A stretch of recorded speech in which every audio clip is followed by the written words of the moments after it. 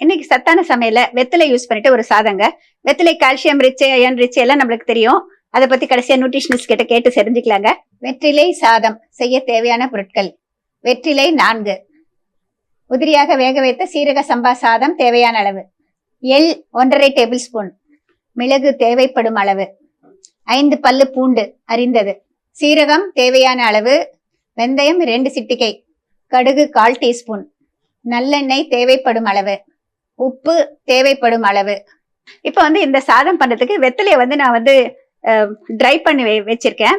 அது எப்படின்னு சொல்றாங்க. முதல்ல வெத்தலையை நல்லா கழுவிட்டு ஒரு துணி மேல பரப்பி தொடச்சிடுங்க. அதுக்கு பிறகு இந்த வெத்தலை நல்லா இந்த மாதிரி கிழிச்சுக்கோங்க. நிழல்லையே கொஞ்ச நேரம் உலர வச்சிருங்க. நீங்க வானலியில பண்ணணும் அப்படின்னு நினைச்சீங்கன்னா வெத்தலை பீசஸை போட்டு கொஞ்சமா உப்பு சேர்த்துட்டு குறைச்ச தண்ணில கலந்தீங்கன்னாக்கா கொஞ்ச நேரத்துலயே நல்லா ட்ரை ஆயிடும். ஆஃப் பண்ணிட்டீங்கன்னா அதுலயே வச்சுக்கலாம். நான் மைக்ரோவேவ் அவன்ல வச்சிருக்கேங்க. இது துணியில பரப்பிட்டு கொஞ்சம் கூட ஈரம் இல்லாம உலர்ந்த பிறகு மைக்ரோவேவ் அவனுக்குள்ளார அதனுடைய ப்ரூஃப் வெசல் இல்லைன்னா பிளேட் இல்லைன்னா ஒரு கிச்சன் டிஷ்யூ பேப்பர் இருக்கு இல்லையா, அது இல்லைன்னா ஒரு துணி எது வேணா பரப்பிக்கலாங்க, காட்டன் துணி.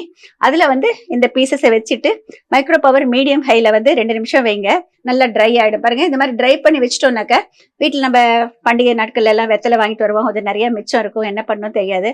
அது மாதிரி ட்ரை பண்ணி வச்சுட்டா நம்ம எப்ப வேணா பண்ணிக்கலாம். நான் இப்ப செஞ்சு காமிக்கிற பொடி அந்த பொடியை மட்டும் கூட செஞ்சு வச்சுட்டீங்கன்னா இந்த மாதிரி சாதத்துக்கு மட்டும் இல்லைங்க, பொரியல்ல தூவிக்கலாம்.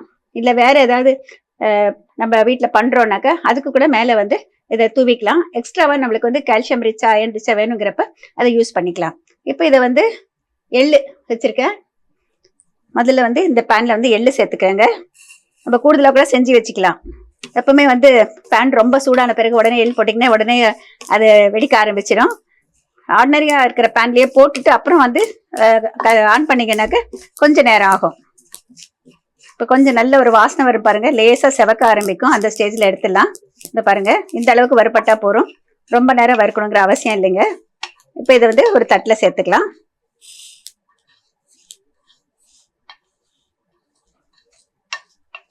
நான் மற்றதெல்லாம் நெய்ல வறுக்க போறேன். மிளகு சீரகம்லாம் கொஞ்சமா நெய் விட்டுக்கலாம். மிளகு சேர்த்துக்கிறேங்க இந்த நெய்ல. இதோட சீரகம் எவ்வளவு செய்ய போறோமோ நம்ம காரத்துக்கு தகுந்த மாதிரி போட்டுக்கலாம்.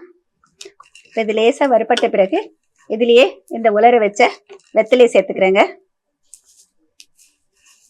இதோட சேர்த்து வறுப்படுறப்போ இன்னும் கொஞ்சம் நல்லா கிறிஸ்ப் ஆயிடும். ஆல்ரெடி நம்ம பண்ணி வச்சிருந்தா கூட கொஞ்சம் கிறிஸ்ப்னஸ் கொஞ்ச நாள் கழிச்சா கொஞ்சம் குறைஞ்சிடும். இப்போ இதோட சேர்த்து வறுக்கிறப்ப நல்லா கிறிஸ்ப் ஆயிடும் மறுபடியும். இப்போ அடுப்பை அணைச்சிடுறாங்க. ரொம்ப நேரம் வறுப்படணுங்கிற அவசியம் இல்லை. இது இப்படியே ஒரு 2 நிமிஷம் வச்சிருந்தோம்னாக்க இந்த வெத்தலை நல்லா கரகரப்பாயிடும் பாருங்க. இப்பயே நல்லா கிறிஸ்ப் ஆயிடுச்சு. இப்ப இதையும் இதுல சேர்த்துக்கலாம்.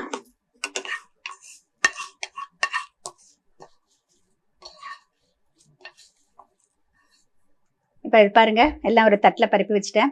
இது நல்ல ரூம் டெம்பரேச்சர் வந்த பிறகு சின்ன மிக்சியில போட்டு விட்டு விட்டு ஏற்கணும். விட்டு விட்டு ஏற்கிறப்ப நம்மளுக்கு ஒரு கோர்ஸா ஒரு பவுடர் கிடைக்குங்க. ரொம்ப நைஸ் பவுடர் போட்டீங்கன்னா நல்லா இருக்காது. கோர்ஸா இப்ப பவுடர் பண்ணி கொண்டு வந்துடுறேன். பொடி ரெடி ஆயிடுச்சுங்க. இந்த மாதிரி கோர்ஸா பாருங்க, கரகரப்பா பொடிச்சுக்கணும். இப்ப நம்ம இந்த பொடியை செஞ்சுட்டு ஒரு டப்பால போட்டு வச்சுட்டோம்னாக்க நீங்க பொரியல் செய்யறப்ப லாஸ்ட்ல தூவலாம். ஒருவேளை நீங்க இட்லி மிளகாய் தூள் மாதிரி வேணும் அப்படின்னு நினைச்சீங்கன்னா இதுலயே நம்ம கொஞ்சம் உப்பு போட்டு வச்சுக்கிட்டோம்னாக்க இட்லி மிளகாய் தூள் மாதிரி நம்மளுக்கு தொட்டுட்டு சாப்பிடலாம். இட்லிக்கோ தோசைக்கோ எதுக்கு வேணா தொட்டுட்டு சாப்பிடலாங்க. ஒருவேளை நீங்க சப்பாத்திக்கு மாவு பிசைஞ்சீங்கன்னா அதுல கூட இதுல போட்டு மாவுலயே போட்டு கலந்துட்டீங்கன்னா அது ஒரு நல்ல வெத்தலையோட ஃபிளேவரோட இருக்கும். இப்போ இதை யூஸ் பண்ணிட்டு இந்த சாதம் எப்படி பண்ணுன்னு சொல்லிட்டு பார்க்கலாம். இப்போ இந்த வானிலையில நல்லெண்ணெய் ஊற்றி வச்சிருக்கேங்க. இது நல்லா சூடான பிறகு நல்லெண்ணெய் இருந்தாக்க நம்மளுக்கு அப்படியே நம்ம சளியெல்லாம் கரையும் நம்ம இந்த சாதம் சுட சுட சாப்பிட்டா. இப்போ இதோட பொதுவாக இதுக்கு தாளிக்காமையும் செய்வோம், தாளிச்சும் செய்யலாம். இப்போ கொஞ்சமா கடுகு சேர்த்துக்கலாம். கடுகு நல்லா வெடிக்க ஆரம்பிச்ச பிறகு சீரகம் சேர்த்துக்கலாம். நீங்க வேணா உளுத்தம்பருப்பு கடலைப்பருப்பு சேர்க்கலாம். ஆனா நான் இன்னைக்கு சீரகம் வெந்தயம் எல்லாமே ஒரு ஹெல்த்துக்கு, அதாவது எல்லா சுவையும் பேலன்ஸ் பண்ணுறதுக்கு தேவையான நம்ம அஞ்சரைப்பட்டியில் இருக்கிற இன்கிரீடியன்ஸ், மருத்துவ குணம் இருக்கிற இன்கிரீடியன்ஸ் தான் எடுத்திருக்கேங்க. இதோட இப்போ சீரகம் போட்டுக்கலாம்.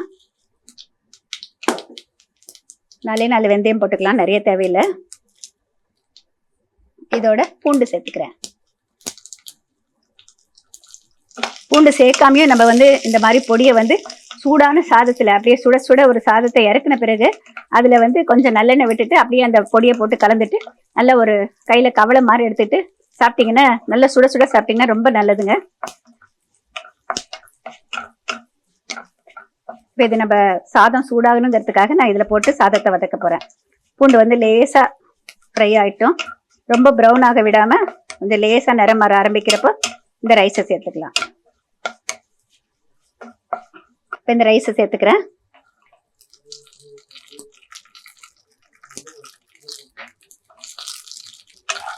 நல்ல இந்த சாதம் சூடாகிற அளவுக்கு கலந்துக்கலாங்க. நான் இன்னைக்கு வந்து இது சீரக சம்பா ரைஸ் இருந்தது, அதை வேக வச்சு கொண்டு வந்திருக்கேங்க.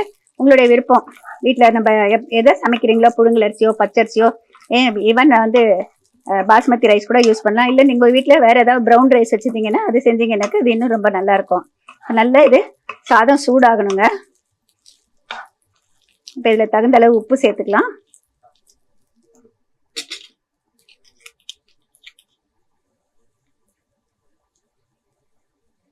இந்த நம்ம செஞ்சு வச்சுக்கிற பொடி போட்டுக்கலாம்.